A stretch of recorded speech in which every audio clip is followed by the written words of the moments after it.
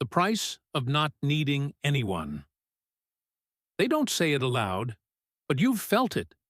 That shift in the room when you stop reaching, when you go quiet instead of pleasing, when you hold your own instead of falling in line. A tension arises, people pull away. Some look confused. Others seem offended. Why? Because you didn't play your part. You didn't smile when you were expected to. You didn't chase after recognition. You didn't flinch when left out.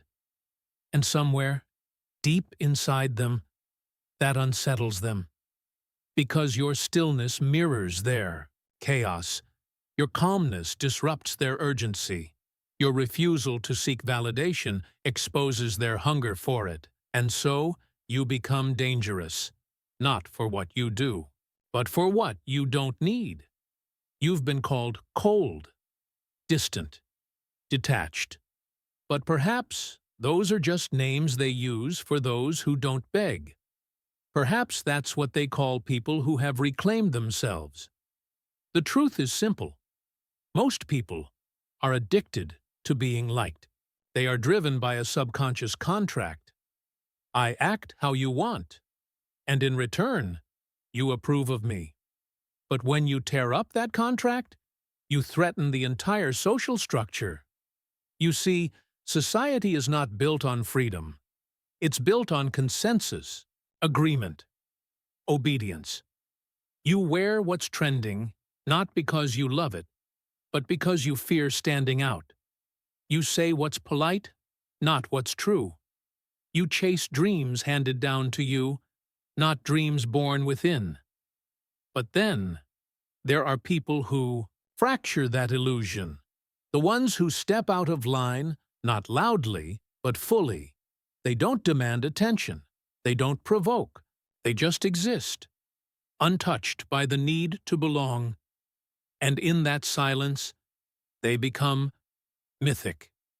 Not because they're better, but because they are whole. It's not cruelty that makes them unreadable. It's clarity. They do not need you. Not in the way you're used to being needed. He can walk out of your life and not look back. She can love you and let go. They can listen and not reply. And their power lies in the fact that nothing about them is tethered to your response. The emotionally self-sufficient person is not invulnerable. They just don't outsource their peace. Think of the man who no longer scrolls, the woman who no longer posts to be seen, the friend who no longer competes. They are not withdrawing.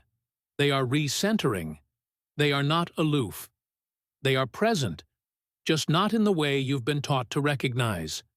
In a culture that defines visibility as worth, their invisibility is a rebellion. Carl Jung warned us long ago. What you reject in yourself will control you, and what society rejects in you will be the very thing that sets you free. So what happens when you stop needing to be chosen? When you stop performing, chasing, explaining, you become free.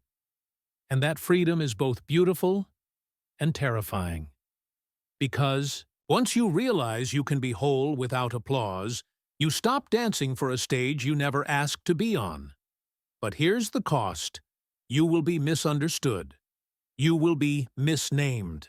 The ones still in the matrix will call your stillness strange, your peace arrogant, your clarity cruel. Let them, because that's not your burden anymore.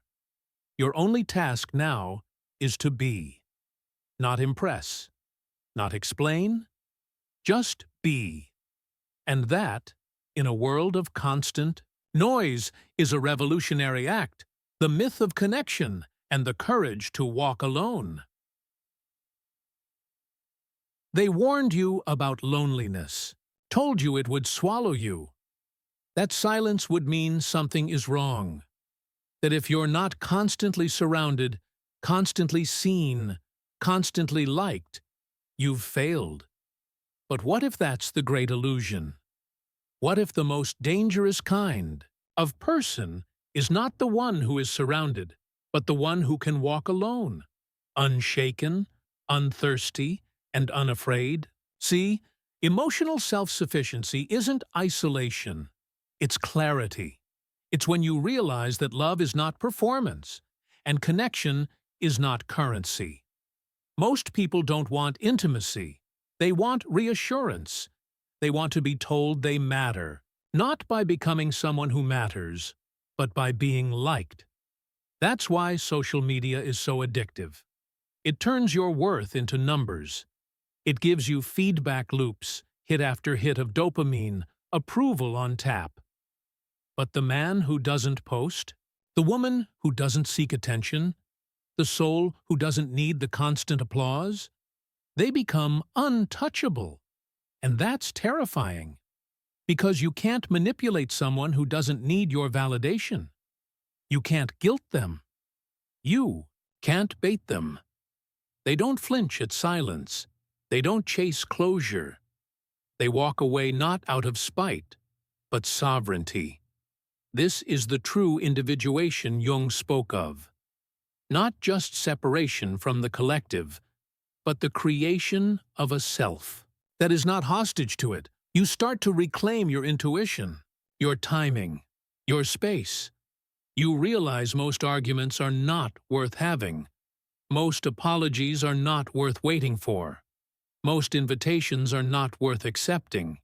And when you do engage, it's real. No fluff. No masks. Just truth. But here's the paradox. The freer you become, the more people will misread you. Your silence will be labeled apathy. Your honesty will be labeled cruelty. Your boundaries will be labeled walls. Because when you stop asking to be understood, people feel their own confusion more sharply. You become a mirror. And not everyone can look. But that's not your weight to carry. Your role is not to make others comfortable with your freedom. Your role is to live so aligned with your truth that even if they misunderstand you, you do not abandon yourself to explain. This isn't detachment. This is deep presence. Presence with your own thoughts. Presence with your inner voice. Presence with the parts of you that were once silenced just to be liked. You remember the rage you buried, the tears you swallowed, the moments you laughed at what wasn't funny just to fit in.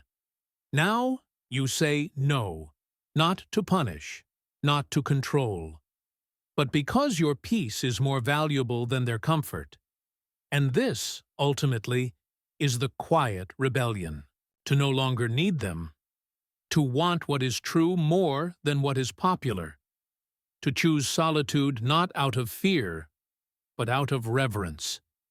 Because in solitude, you hear yourself again. Not the self shaped by culture, but the one who existed before the noise. And in hearing yourself, you begin to heal. You heal from needing to be understood. You heal from over-explaining. You heal from shrinking. And you remember, you were never meant to fit in. You were meant to be fully, quietly, unshakably. And that, in a world built on applause, will always be your most dangerous trait.